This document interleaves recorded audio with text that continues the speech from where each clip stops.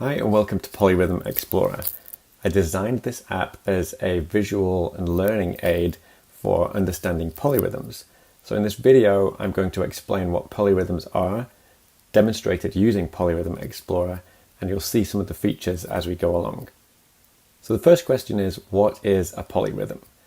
Well, the word polyrhythm literally means more than one rhythm. And essentially, in order for something to be a polyrhythm, the two rhythms that you are talking about, in this case A and B, need to be not easily derivable from one another. So in this example, we have 4 beats playing. This is rhythm A.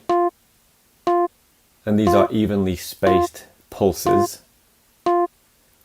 And if we turn on a rate of 1 here, you'll see that to fit a rate of 4 and a rate of 1 in the same space, it just looks like this. And if we wanted to fit a rate of 4 and a rate of 2 in the same space, it would look like this. So this is 2 different rhythms playing simultaneously, but it's not considered a polyrhythm because they share the same grid. Basically, all of the blue squares fit on one of the red circles. So this is very easy to play.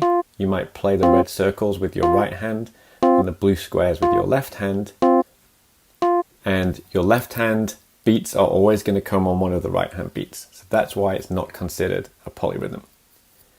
Now, if we wanted to put 3 blue squares evenly across the bottom here, you can't really do that on this grid. So that would be considered a polyrhythm. Now I'm briefly going to turn off subdivisions here. And I'm going to hide both of these and choose 4 versus 3 as the polyrhythm. So this is what 4 evenly spaced beats looks like.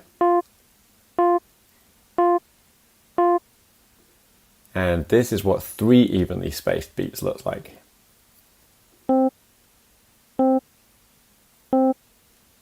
Now note that if we show them together, they do not share a grid.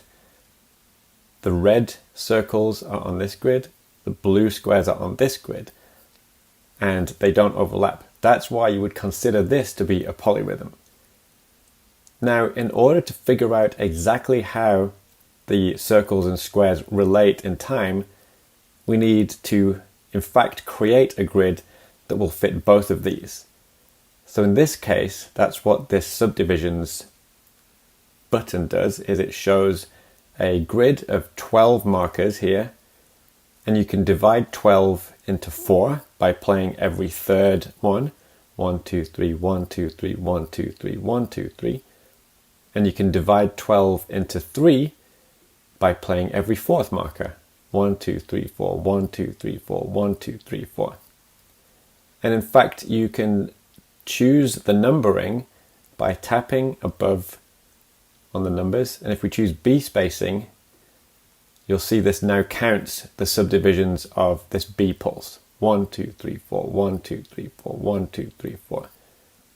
And if we switch on the A rate, you can kind of see how the evenly spaced B markers fit against these evenly spaced A markers.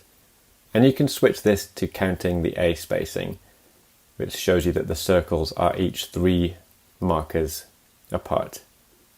1, 2, 3, 1, 2, 3, 1, 2, 3, 1, 2, 3. I'm going to switch this back. I'm going to choose focused mode, and I'll explain that in a moment. But we have our polyrhythm now written out as a long line, and this works for any polyrhythm. If you want 4 against 5, instead of a grid of 12 notes, you need a grid of 20 notes. So here we have 20 markers. The red ones are playing every 5, so you get 4 of those in the 20. And the blue ones are playing every 4, so you get 5 of those in the 20. And this is how a 4 against 5 polyrhythm sounds. Now, of course, when you've learned this, you would turn off the subdivisions, and this is the polyrhythm without the helper grid.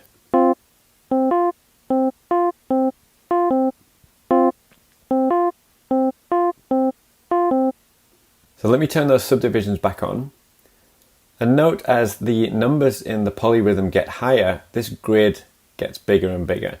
And it's not easy in here to identify a main pulse or to figure out how to play these. You're having to count a lot of subdivisions here. So let's go back to our 3 against 4, and I'll show you some of the other features of Polyrhythm Explorer that make it easier to learn these. So the first one is the layout mode. So let's disable the squares. So we're just looking at a rate of 3 over these 12 markers. Now, because these are the main beats, let's arrange them vertically down the screen. You can do that by tapping on the layout button, choosing focus A. So now we have 3 main pulses divided into 4 subdivisions. And note that the subdivisions have been written as 1 E and A. And this is drummer speak for dividing into 4. You can count 1 E and a, 2 E and a, 3 E and a, 4 E and a much more easily than going 1, 2, 3, 4, 2, 2, 3, 4, 3, 2, 3, 4, 4, 2, 3, 4. And you also don't have to think of other numbers apart from the main pulse. Now this is a result of us choosing focused mode. If we were to choose A spacing, you'll see this written as 1, 2, 3, 4. The red ones lining up with each new pulse. And if we were to choose count, it counts all of the subdivisions, so 1 through 12. I'm going to switch this back to focused mode. And now we will turn on rate B. So this is fitting 4 beats in this whole space. And in order to do that, you play one every 3 beats. This is where the B spacing mode helps you to see that these are in fact each 3 markers apart. 1, 2, 3, 1, 2, 3, 1, 2, 3, 1, 2, 3. So as we play this, we'll turn off rate B and we'll just listen to rhythm A.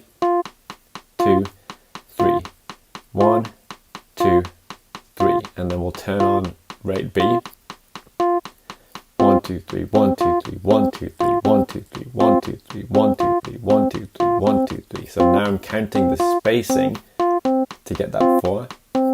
And if we switch the mode to focused, and so we can see the 1 E and A, now we can count it and think of the subdivisions. 1 E and A, 2 E and A, 3 E and A, 1 E and A, 2 E and A, 3 E and A, 1 E and A, 2 E and A, 3 E and A. So while it's playing like this, you can switch off either of the rates to help you focus on the other one.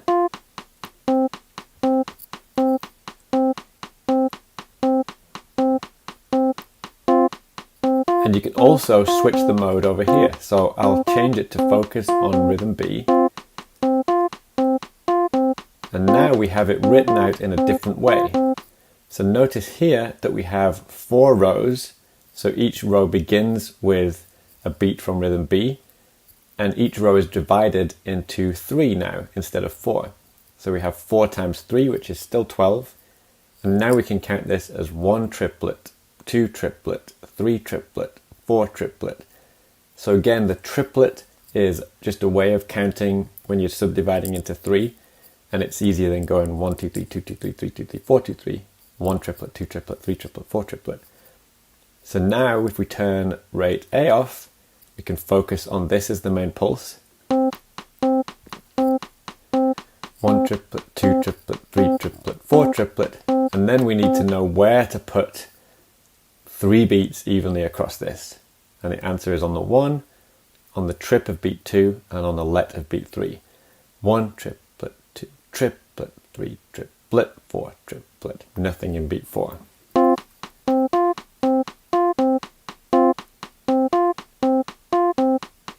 So that's how you work out a 3 against 4 polyrhythm. So you can focus on rate B or on rate A, or you can view it in a line. Whichever is easier. And once you're comfortable with that, you could turn off the subdivisions so that you just hear the 2 parts of the polyrhythm.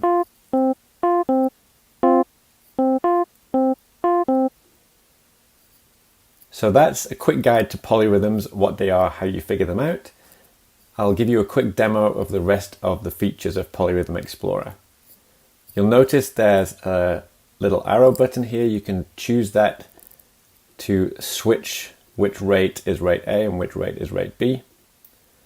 Note that the tempo is based on rate A. So in this example, we'll have 3 beats, 1 per second. 1, 2, because the tempo is 60 beats a minute. If we switch it, it's a bit slower because we now have to have 4, 1 every second. So it's a little different switching a polyrhythm like this, because it changes the tempo and also changes which note is the high note, which note is the low note. So switching modes here is playing the exact same polyrhythm, but focusing on one side or focusing on the other side. If you want to use this in a demo video, you might want to hide the controls. That's what this button does. When the controls are hidden, you just tap anywhere on the grid to play back.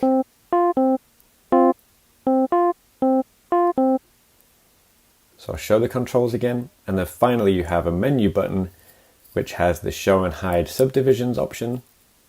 When subdivisions are visible, you can choose the column numbering. This is the same as tapping on the numbers as I did earlier, and you can see the different modes here.